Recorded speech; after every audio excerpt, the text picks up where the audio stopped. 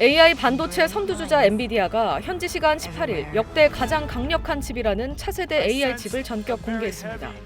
엔비디아는 미국 캘리포니아주 세너제이 SAP 센터에서 개발자 컨퍼런스를 열고 새로운 그래픽 처리 장치 블랙웰을 기반으로 한 차세대 AI 칩 B100을 선보였습니다. 블랙웰은 현존하는 최신 AI 칩으로 평가받는 엔비디아 H100의 성능을 뛰어넘는 차세대 AI 칩입니다. 2080억 개의 트랜지스터를 탑재한 B100의 연산 처리 속도는 기존 H100보다 2.5배 더 빠르다고 엔비디아는 설명했습니다. 젠슨 황 CEO는 기존 AI 칩에 대해 매우 환상적이었지만 우리는 더 큰 GPU를 원한다고 블랙웰을 소개했습니다. 그러면서 블랙웰은 이 새로운 산업혁명을 구동하는 엔진으로 세계에서 가장 역동적인 기업들과 협력해 모든 산업에서 AI의 가능성을 실현할 것이라고 강조했습니다. 블랙웰은 최대 10조 개의 파라미터로 확장되는 모델에 대한 AI 훈련과 실시간 거대 언어 모델 추론을 지원합니다. 타이완 반도체 기업 TSMC 공정으로 제조됩니다. 아마존과 구글, 메타, MS, 오픈AI 등이 블랙웰을 도입할 계획입니다. 엔비디아는 블랙웰 GPU 72개와 자체 CPU인 그레이스를 36개 결합해 슈퍼컴퓨터의 형태로 판매할 계획인데 이럴 경우 H100 대비 최대 30배 성능이 향상되며 비용과 에너지 소비는 최대 25분의 1 수준이라고 설명했습니다. 업계에선 개당 $50,000 수준이 될 것이라는 예측이 나옵니다.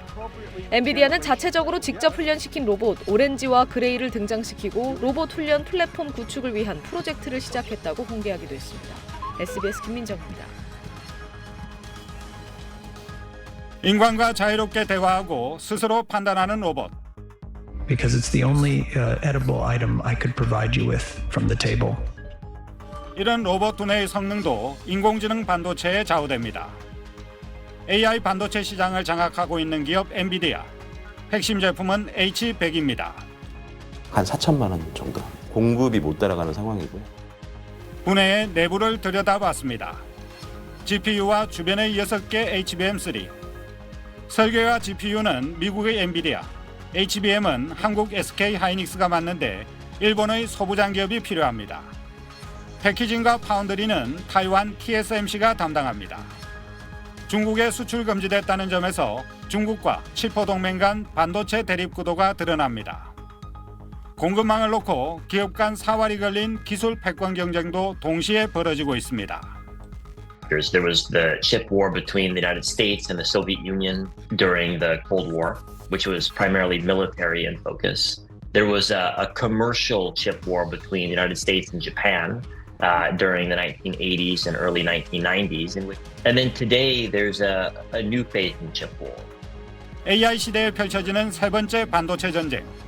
미중 패권 경쟁에다 자국 우선주의, 기업 간 상업적인 경쟁이 얽힌 복합적인 성격의 전쟁이라는 게 이전 두 차례와 다른 점입니다. 여기에 적응 못하면은 또 혹 날아갑니다. 그러나 반도체에 굉장히 큰 시장이 열립니다. 세계 곳곳에서 새로운 반도체 제조시설 건설 계획이 속속 발표되고 있습니다. China is trying to move ahead of us in manufacturing now. 지금 선진국들은 이런 반도체 메가 클러스터를 구축하기 위해서 아주 치열한 전쟁을 벌이고 있습니다. AI 시대 남보다 앞선 기술 혁신으로 K반도체의 성과가 나타나고 있는 HBM 분야. 하이브리드 본딩에 이르는 기술을 발전시킴으로써 20층까지 적층될 수 있는 구조를 가능케 합니다. 전문가들은 21세기 국운이 걸린 전쟁이라고 얘기합니다. 반도체 연구를 한다는 것은 대한민국 지키는 것 같다고 저는 생각합니다. SBS 김승필입니다. 챗GPT 2.0의 인공지능 플랫폼 사이트에 대한 긴 설명을 입력한 뒤 요약해달라고 했습니다. 오른쪽 노트북이 왼쪽보다 훨씬 빠른 답을 내놨습니다. 시간 차이는 3배 정도였습니다. 왼쪽은 인텔의 중앙 처리 장치 CPU를 장착한 노트북이고 속도가 빠른 오른쪽은 카이스트가 새로 개발한 인공지능 반도체를 장착했습니다. 카이스트는 일종의 신경망 처리 장치 NPU라고 설명했습니다.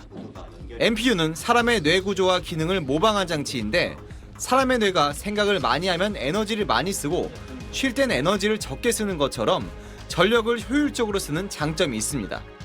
에너지 효율을 높이면서도 AI 연산값의 정확성을 높이는 기술적 난제를 상당 수준으로 해결했다는 설명입니다. 뉴런몰픽 하면 장난감, 또는 그냥 이론적인 연구 정도로 치부를 한 게 대부분입니다. 샘 올트만도 이런 뉴로몰픽 회사에게 투자를 해서 승부를 걸고 있었는데요. 너무 어려워서 접었습니다. 연구진은 새로 개발한 반도체 기술이 엔비디아의 그래픽 처리장치 A100보다 전력 효율성이 625배 높다고 설명했습니다. 이런 초전력 기술은 삼성전자의 갤럭시 S24처럼 IT 기기 자체에 AI 기능을 탑재한 온디바이스 AI 분야에 널리 쓰일 수 있습니다. 전력 소모가 적어지기 때문에 그만큼 배터리 타임이 길어지고 사람들이 생성형 모델이나 이런 언어 모델을 통한 서비스를 훨씬 긴 시간 동안 사용자들이 사용할 수 있다라는 장점이 있을 것 같습니다. 카이스트 측은 삼성전자와 신기술 채택 여부를 협의하고 있다고 설명했습니다. SBS 홍현재입니다. 전 세계 AI 반도체 시장의 80% 이상을 장악한 엔비디아는 지난해 4분기 매출과 총이익이 1년 전보다 각각 265%, 769% 급증했습니다. 예상을 뛰어넘는 실적에 주가는 16% 넘게 폭등했습니다.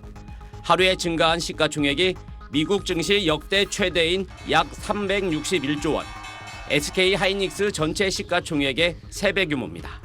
엔비디아 CEO는 생성형 AI가 결정적 전환점에 도달했다며 AI 반도체 수요가 급증할 것이라고 낙관했습니다. Our technology now is powering every industry from entertainment to computing, biology and healthcare, climate technology to self-driving cars.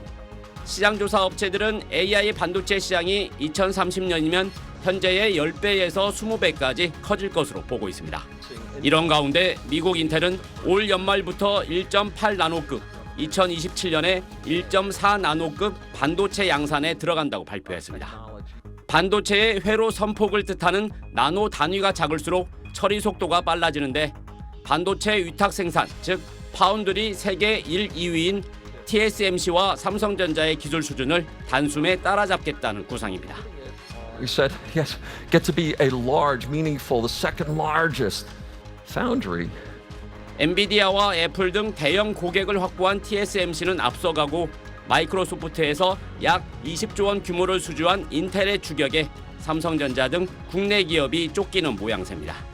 여기에 TSMC와 손잡고 반도체 부활에 나선 일본까지 가세하고 있어 국내 반도체 기업들로선 기술 개발과 투자는 물론 글로벌 테크 기업들과의 협력이 한층 중요해졌습니다. SBS 김지선입니다.